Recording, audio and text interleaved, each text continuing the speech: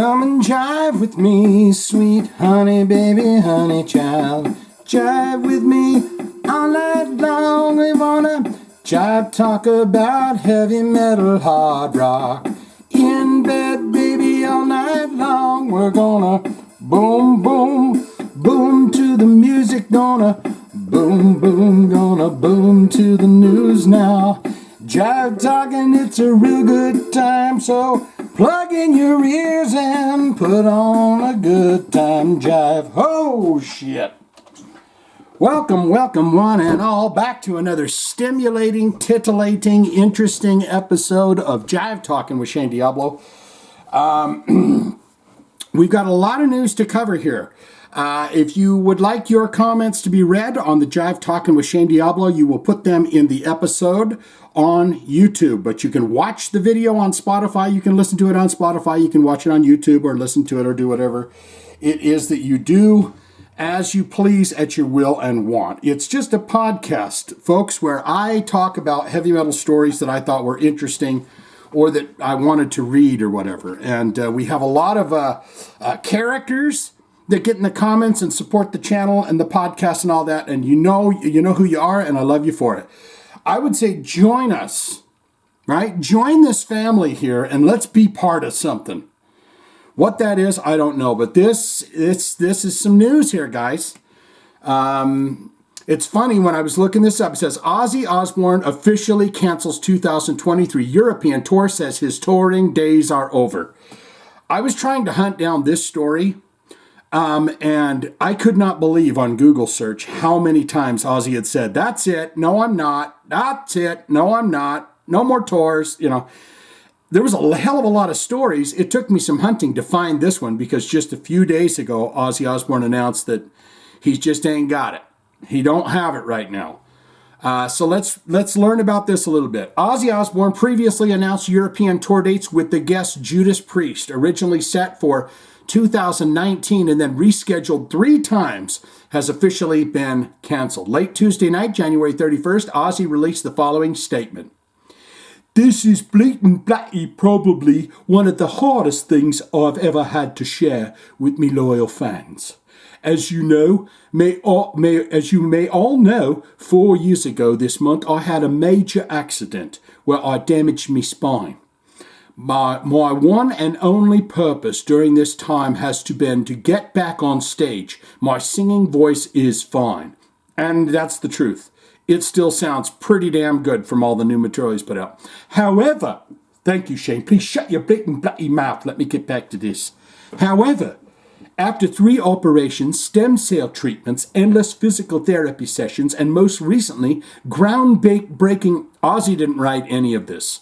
Someone wrote this out because he wouldn't say recently, and most recently, groundbreaking cybernetics, HAL treatment. My body is still physically weak.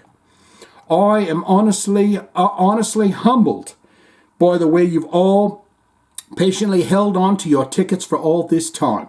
But in all good conscience, I have now come to the realization that I am not physically capable of doing my upcoming European UK tour dates.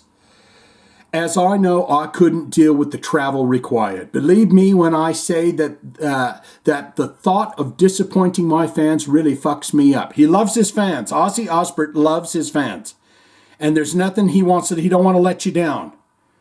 But he's getting up there in the years, and he's just riddled with drug abuse and everything else, and then the spinal injuries and the Parkinson's and everything else, and he's still trying to do it. Most people just give up. He doesn't. More than you will ever know. Never would I ever imagine that my touring days would have ended this way. My team is currently coming up with ideas for where I would be able to perform without having to travel from city to city and country to country. Can I tell you right now where? I'll tell you right now. A residency in Las Vegas, and everyone comes to see Ozzy there.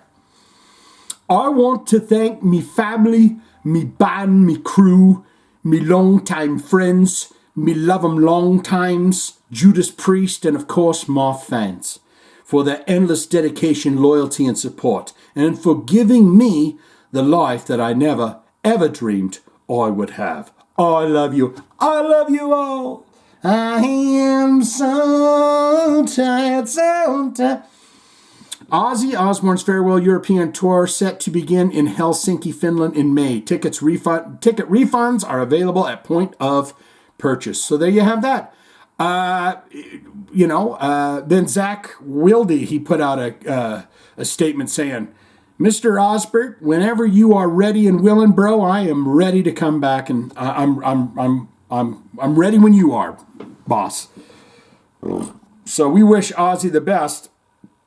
I mean, the first time I saw Ozzy Osbourne was on the album, the cover of Speak of the Devil. And that image, he had that jelly shit dripping out of his fangs. I said, I got to hear what this sounds like.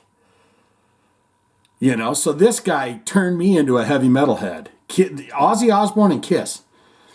And guess what, guys? In further news, Iron Maiden. And they don't really care about this shit. Even Bruce Dickinson says, we don't even bleeding bloody care about any of this garbage. But they're on the ballot again to be inducted into the Rock and Roll Hall of Fame. We are thrilled that Iron Maiden is on the ballot again. And they pushed Judas Priest through because they knew they'd have a riot at the Rock and Roll Hall of Fame, right? And so they says, well, shit, let's put Iron Maiden back on there because they're going on about how they don't care. In a new interview with Odyssey, host Tyrion Daly, Greg Harris, president and CEO of the Rock and Roll Hall of Fame Foundation, spoke about the fact that Iron Maiden is among the nominees for the Rock and Roll Hall of Fame's class of 2023. He said, we talked about Warren Zevon being nominated, a piano-playing songwriting guy, and then the triple guitar assault of Iron Maiden in the same class. It's really exciting and really fun now. Maiden was nominated once before, but we're hopeful that after the success that Judas Priest had last year, that Maiden is inducted as well. We're thrilled that they're on the ballot. The top voter getters will be announced in May and inducted in the fall.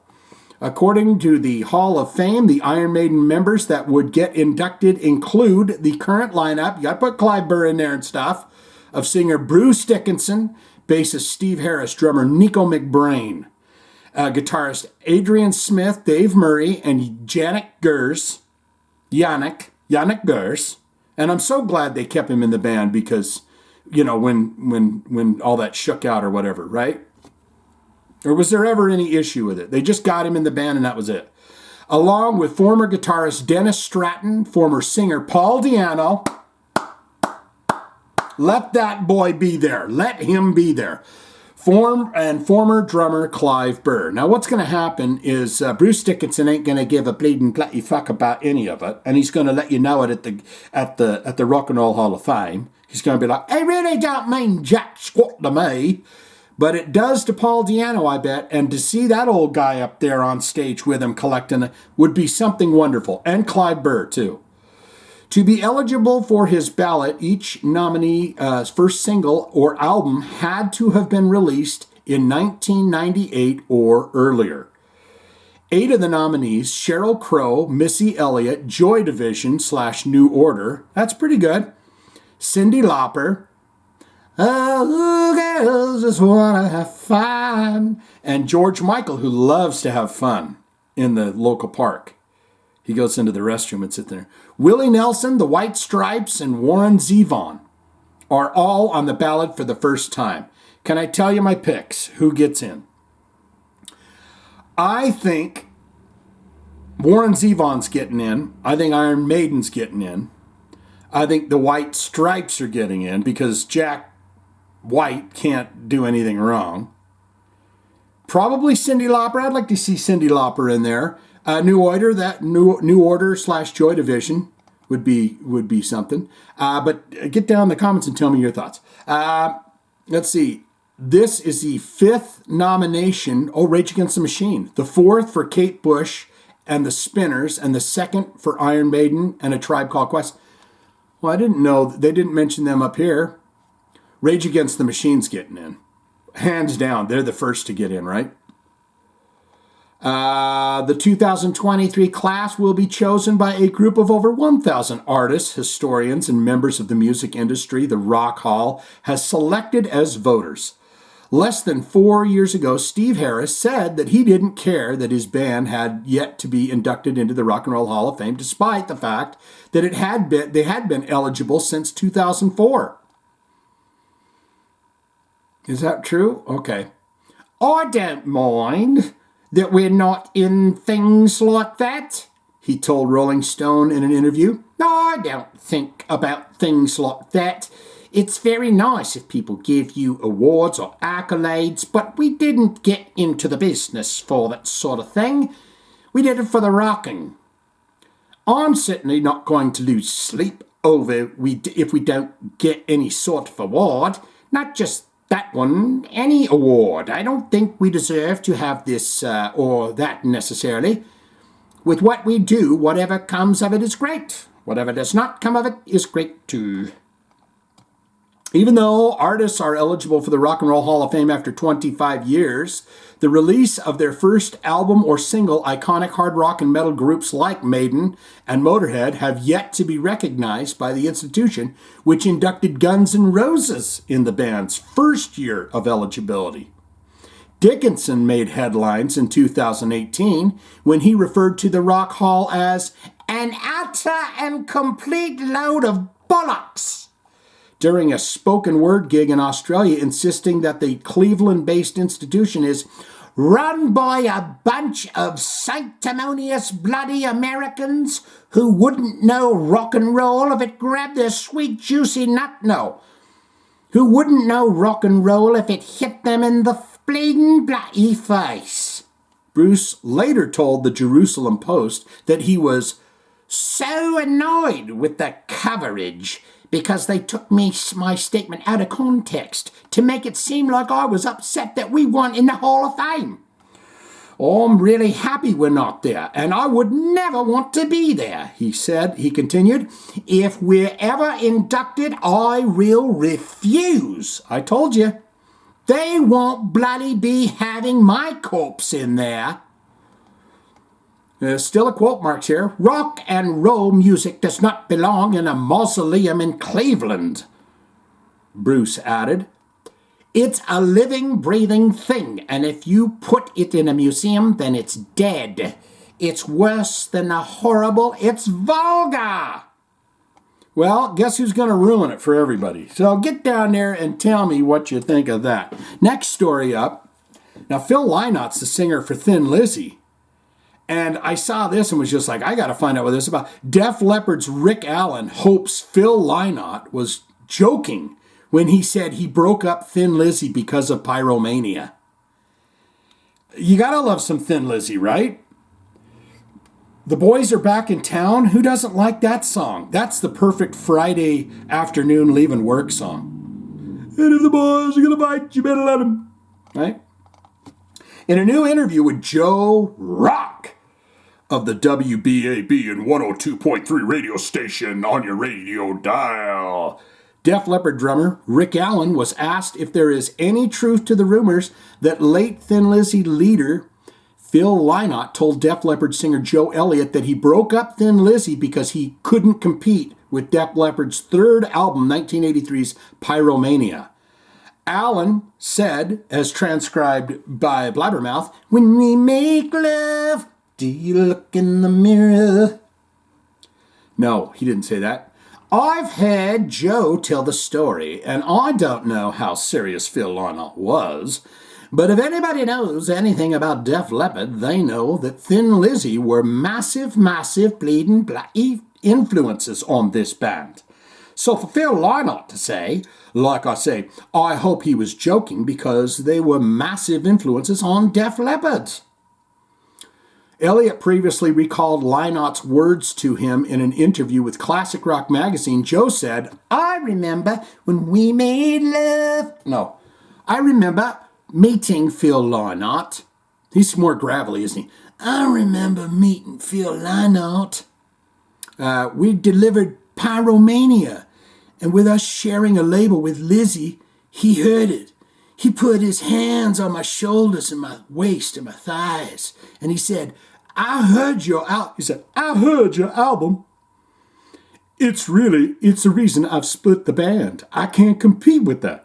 The crappiest backhanded compliment I've ever had. Is this still Phil Lynott? The crappiest backhanded compliment I've ever had. I wish I had been brave enough to shove him up against the wall and say, well, make a better album then. But I just said, oh, and scuttled off. Back in 2015, Elliott told Radio.com, Lizzie were a big influence on Def Leppard. Listen to our first album. You can hear elements of their music in what we're writing. There's a song on our first one called It Don't Matter, which is Thin Lizzy through and through. The beginning, I gotta listen to it now. The beginning bit of Lady Strange, the twin harmony guitar is certainly more Lizzy than it is Wishbone Ash or Allman Brothers. It wasn't just the twin guitar thing, it was the simplicity of their songs. I mean, God knows what the chord sequence is for The Boys Are Back in Town. It's certainly not, it's not simple, but Jailbreak is moronically simple. I love that song, Jailbreak. Tonight there's gonna be a jailbreak. I mean, that is a goddamn banger, isn't it? I gotta listen to that when I'm done here. What's he say? Tonight there's gonna be trouble. You better not stick around. How could nobody ever written... Jailbreak is moronically simple. I mean, that is a compliment. How come nobody had ever written that before? It was staring everybody in the face. So there you have that. There's the old boy. He's an artist, and he's the drumming man for the Def Leppards. This is going to be Cliff Burton, everybody. Cliff Burton. Rest in peace, dear sir.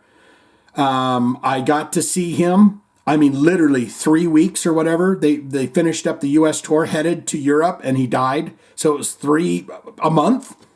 But I got to see him, and he slapped my freaking wrist. I was a young little chap. They were opening for Ozzy Osbourne and The Ultimate Sin, but they're going to do Life of Late Metallica bassist Cliff Burton to be celebrated with virtual event on what would have been his 61st birthday.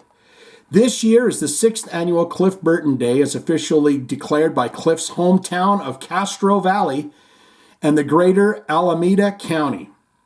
Continuing with the tradition, host Nicholas Gomez will speak with Cliff's family and friends about their personal memories and cherished time with Cliff. These stories will bring you back to the influential early days with an in-depth look into the life and times and the location of the unknown musical phenomenon. Interviews include Connie Burton, Lou Martin, Fleming Rasmussen of Sweet Silence Studios, Mike Overton of Trauma, John Gallagher of Raven, Dean Dale of Violence, Brian Liu, and Harland Oyman for the movie book. Okay. Limited edition Cliff Burton Day 2023 shirts will be available for pre-order starting February 1st, with 100% of the proceeds going to support the Cliff Burton Music Scholarship Award by the Cliff Burton family. Cliff was asked to join Metallica in 1982 after the band saw him perform with his group Trauma. Wasn't he jamming? I'm pretty sure Trauma had Jim Martin in it too, from Faith No More, the frizzy-haired guitar player, the first one they had in the band. The bassist was not willing to move to Los Angeles, where Metallica was based, so they decided to move to San Francisco area so that he would join. Burton played Metallica's first 3 studio albums, Kill 'Em All, Ride the Lightning, and Master of Puppets, and co-wrote classic songs like Ride the Lightning, For Whom the Bell Tolls, Fade to Black, Creeping Death, and Master of Puppets. Burton initially was replaced in the group by Jason Newsted, who stayed in the lineup until 2001, and then Robert Trujillo joined in 2003.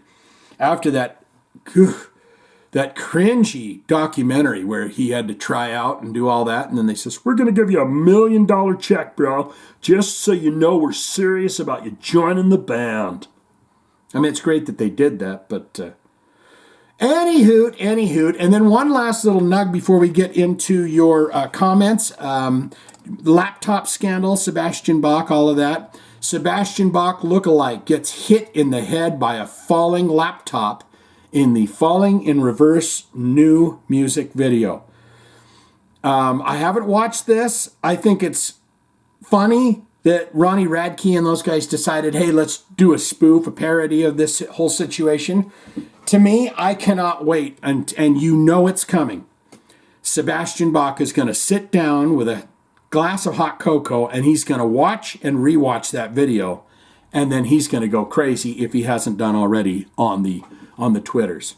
So let's all hope for that. Let's stick around and see what happens with that. Let's get into those comments, you fine and fantastic folks. This is the people that well, they're just the bee's knees, quite frankly, because they get down there, they participate in whatever it is that's going on here. Michael Buchanan coming in at the top. Listen, I could get upset, I could get mad, but I choose peace and love. Mike didn't get his heart from last week. Oh my God. What have I done? Much love, Shane. Oh, God. I will commit Harry Coup as soon as this podcast is done. I have done dishonor. Still Mike Buchanan. Can we pause the movie if we have to go pee? Metallica. Us old people can't sit that long anymore. And I'm still looking forward to a new Metallica album even after all these years. I can't do movie theater. If it's over an hour and a half, I'm making a bathroom break. And yes, I do get the largest Coke, and yes, I do get the largest bucket of popcorn. So it's my fault. Still Mike Buchanan, I just went and followed you on the TikTok. Okay, so you're Captain Stupid. Okay. If you like dog videos, I have not shown my face on my channel, but my dog Bo is getting famous. Awesome. I'm going to go. That's what I saw then. I saw your little black and white doggy in the photo because I saw Captain Stupid. I couldn't even read that until like this moment where I went, Captain Stupid. But I'm checking it. You betcha I'm going to do it. Still Mike Buchanan, I listened to Spillways. Even sent you a message about it on the Patreon. Go subscribe if you haven't. I'm sure many of you haven't. You know who you are. Not sure if I could hear Joe myself either right. Maybe he's singing harmonies. Yeah, I didn't know what that was all about because I couldn't hear him. I couldn't distinguish the difference between Tobias and him.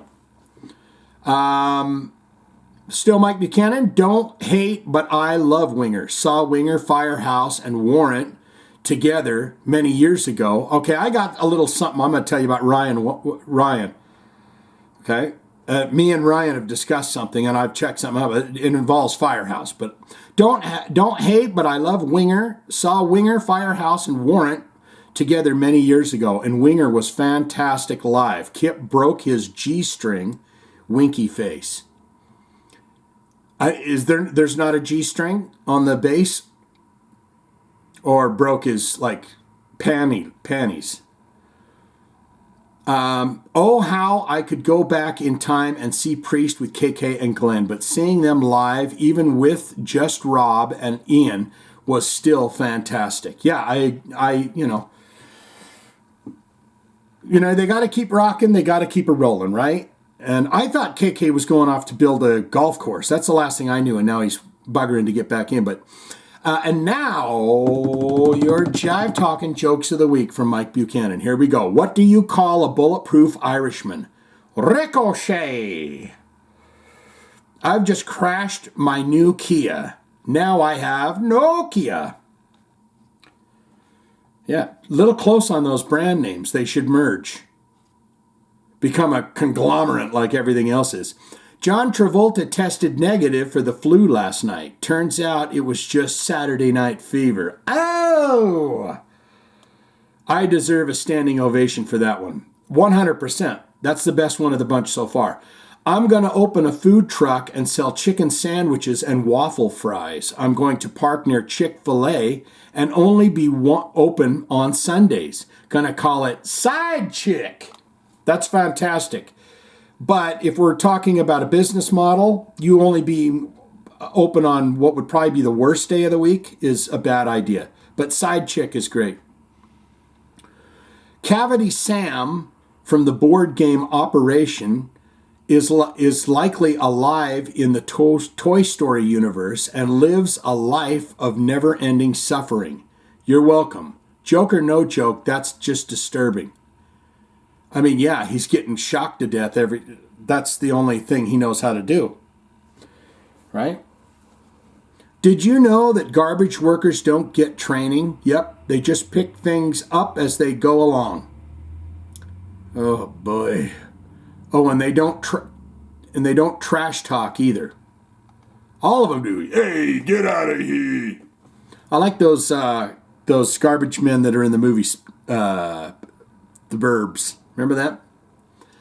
Okay, gotta go. There's a giant hook coming after me. For those that remember Amateur Night on It's Showtime at the Apollo and Sandman Sims, yeah. I think that's a fantastic idea. You're getting your heart and a thumb for that.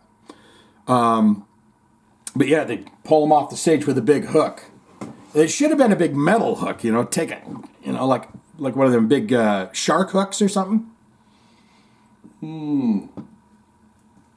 Sip break. Steve Bernard coming in. Jolly Jake is saying nobody says there've instead of there have. Like we say there's instead of there has. Okay. All right, that makes sense because I remember the thing about the thereof. Okay. Thank you, Steve. All right, Ryan. All right, Ryan hits me on the Patreon. I hope you don't mind me saying this, Ryan. But this goes back to Mike Buchanan seeing Firehouse because maybe he can.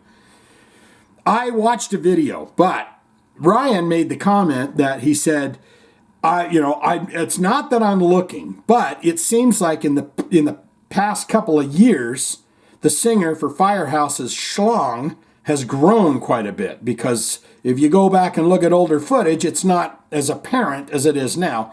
And I can confirm to you, and maybe Mike Buchanan can get down there, because he was at the Winger show. Maybe he can confirm this. But is that the case? I just had that song, Baby Don't Treat Me Bad, because this could be the best thing that you've ever had. And I'm thinking, he's got a sausage, he's got a cucumber in there, okay? So let's all get down there and talk about that. Ryan Wade, incidentally, coming in right here. I would need to be paid for my time to sit and listen to the new Metallica album. I absolutely love them from 86 to 90. I think you're about where I'm at because I'm not familiar with much of anything after the Black Album. I absolutely love them from 86 to 90, but since And Justice for All, I have managed to avoid hearing any Metallica album in its entirety. Yes, I feel bad for Charlie Benante, who just wants to play and pay tribute to the music and to his friend Vinny, but is now tangled up in Phil's drunken doucheness. Your Phil impression ranks very highly. Thanks, bro. Walk on home, boy. I love your call out of the claim that Winger is heavy, dark, and metal. Perhaps the sentiment of 17 could be considered dark. Daddy says she's too young, but you know what? She's old enough for me. That's what Kip says. He says, Daddy says, he's like hanging out with Glenn Danzig saying, Father, do you want to bang heads with me? He's saying, hey, I'm going to take your daughter out, and if you want to get in a fight, it's kind of the same situation here. So that's the only darkness that Winger has, as far as I'm concerned. My favorite part of the Rock and Roll Hall of Fame show was by far Duran Duran, proudly saying they are my favorite 80s pop band. In my opinion, Sarah Bareilles vocally smoked everyone. Who dat? Besides Brandi Carlile and Pink. Were they on there? Okay. Sarah Bareilles vocally smoked everyone. Who was that irritating girl that did, oh God, she was so irritating. What band did she do? Now, I'm not going to waste a bunch of time thinking about it, but it was one of the first performances, and she was so irritating.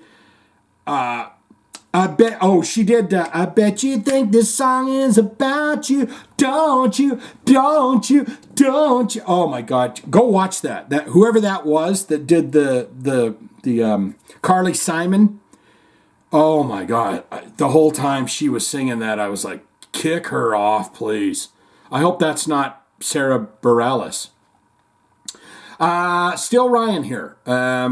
Is it considered a Jive Talkin faux pas to comment on the comments from the previous week? The comments often inspire me to retort. No, you can do that. I'm just not going to get too far into the weeds. But 2 weeks later, people may be wondering what the F I'm talking about. I really want to shout out Jason Bateman for his amazing work in Silver Spoons. That wasn't Jason Bateman, was it? And It's Your Move. He was great. I implore everyone to seek out this 2-episode masterpiece, The Dregs of Humanity. Was Jason Bateman on there? Because I know it was Ricky Schroeder that was, they used to do interviews with Ricky Schroeder, and they'd say, when he was a tiny kid, and he'd say, I can cry right now. And they'd say, how many tears do you want? I'm that good of an actor. Because he was in that movie, The Champ or whatever. Bah, broke my heart. Do whatever. It's free reign here, buddy. You can get down there and reply to everyone's comments. I always suggest please do so. Because I like the idea of a bunch of people just, regardless of me, chatting about the music and everything else like that. So, Miss Althea coming in. The Dumbstruck Stool says Metallica. What did I say, stool? The Dumbstruck Fool says Metallica. And I'm loving this, the setups.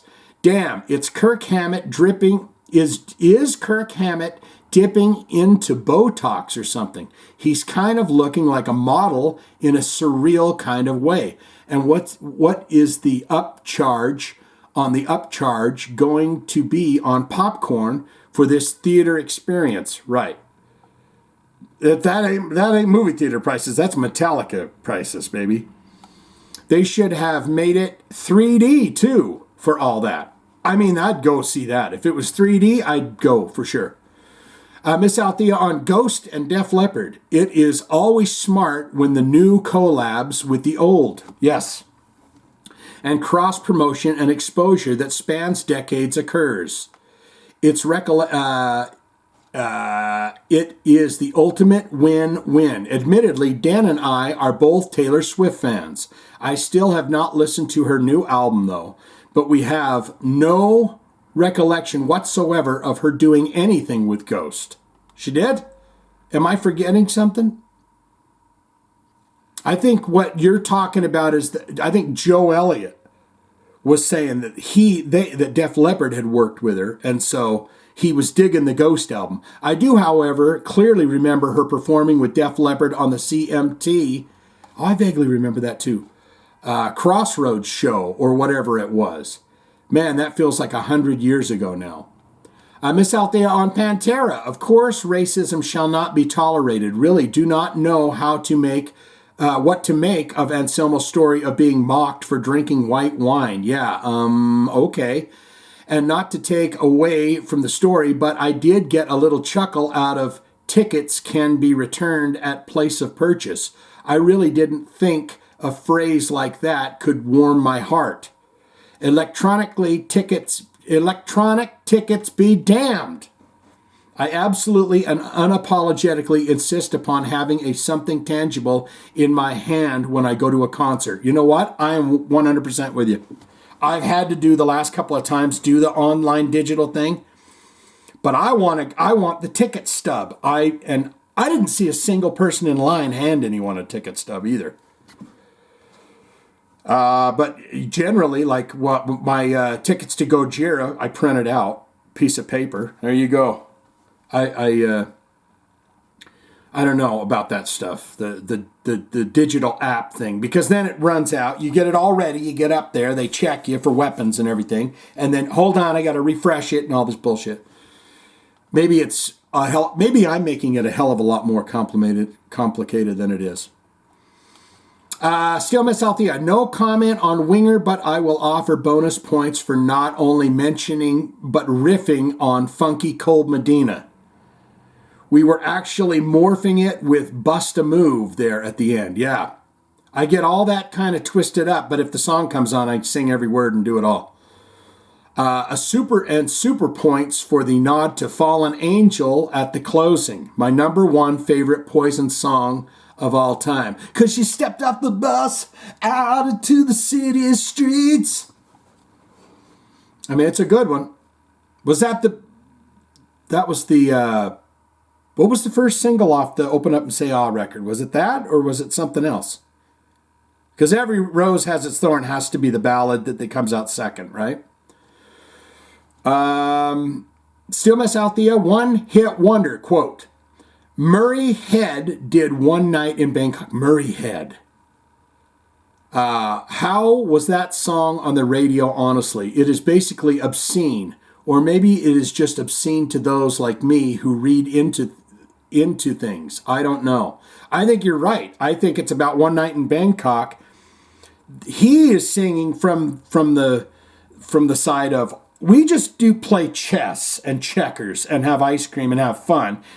But he's singing about like a back and forth. We do this and we're having a good time. But you tourists, you come in here and you want to go to the boom boom room. Is, I think, what, yeah, I don't know. Still Miss Althea, double horns to Tom G. That puppet is everything. Heavy metal emoticon hand, and welcome back, Mike B. The Chuck Norris jokes reminded me of the 2 Bill Bradsky skits on SNL. Huh? Well done, Miss Althea. Let me know who Bill Bradsky is. There's a Bill Bradsky skits. Bill Bradsky skits on SNL. Bill Bradsky skits on SNL. Jolly Jake Lavelle. Jive Talkin with Shane. The only thing that matters. That's getting a heart. That's how you get hearts and thumbs. Flattery gets you everywhere with me. White bread coming in. And I was planning to fly to Germany to watch State Fair Pantera make money. I mean, paid tribute to Dime and Vinny. Way to go, Phil. Geez. Muppet Shane D is incredible. Bang. Like I said, guys, and Tom G's not here this time around, but I hope he's not playing some kind of goof. I'm happy and I'm going, it's a puppet about me. And then he starts going, I'm a big douchebag, dumb guy. Then I'm just like, and I'm not saying that, that he's going to do that. It's just, and he's free to do so if he wishes. You're free to do whatever you want to, right? Dan Gilman here. It's been a little bit, Dan. Dude, I started on the drums when I was young, had so many great times because of it. I had to retire from drums 2 years ago due to my shoulder as well, a work injury. A couple hockey injuries and just long time drumming. Felt it got tough reaching the cymbals. Yes. High reaches is the worst. And then you're adding the pressure and that, yeah. Because of the pain and the fighting, and then fighting endurance and pain when you're trying to rock sucks. Hoping we both return to the drums someday. Well done, sir. Yeah, I think I lost my love for it because I was on those damn drums every single day. And when I say every day, I mean every day. My mother, she was a saint. She let my first band, when I said, I want to rock in a band, out in the garage you go. You can do it. Get out there. I'll fight with the police every day about it. They'll show up every day because you're making noise during the soap opera, and I'll go out and fight. By God. And that was the way it was from the time I was 12 until the time I was 40-something years old. It was nothing but rock and roll and drumming. And I just don't think I can do it anymore. But if I sat down on a sweet-ass drum set somewhere, I'd sure as hell give it a go, right? So well done, Dan Gilman. And then the final comment here comes from the Silent Outlaw. He says, I have a ton of requests, but I can't afford a lot of them. Do you take free ones? I will say to you, Silent Outlaw, first, this is for fun, not requests, this place. But please come back and comment on anything, any stories or whatever. But I'm going to go ahead and say you've never watched one of my videos all the way to the end. Because in every single video, I say, if you got a request, you can hit the links down below, or you can put it in the comments. If you put it in the comments, I see it, like it, and we haven't done it on the channel, hit it with a heart, tell you I'm going to do your request for you. So all I would say to you is next time you're watching a video, watch it all the way to the end, because yes, indeedy, I do. I appreciate the people on the Patreon. They come first, period. If they got a request, they come first. Anyone that puts in a request, and it can be for anything, you know, I don't even go as far as to say, you want me to do your request? It's $50. You know, you can put it in the comments as well. And that's a nice way where if I see it, like it, and, you know, you can always put in more requests. If yours doesn't get picked, you can go, well, what's another one? And I would say to anyone else, and I'll shut my damn mouth after this, if you're wondering what I've ever done on YouTube and you go, how in the hell do I know? The best way to do that, put Shane Diablo and the title of the jam, whatever it is, the name of the band and the song you want to do. And if it doesn't pop that up, then I haven't done it. All right? We're going to just pipe this off now. My God, this feels epic, guys. This feels epic to me. I love you. I appreciate you. I thank you guys for each and every minute. I understand that I can be irritating. My son calls me my content cringe. He says in a good way, cringy, but in a good way. So I appreciate each and every one of you for hanging around. We're all freaks. We're all freaks in this dope show. God damn it. I swear every time I'm not going to hit that sucker, and I do. No! Ooh, this might be it. No. Let's turn that tempo down.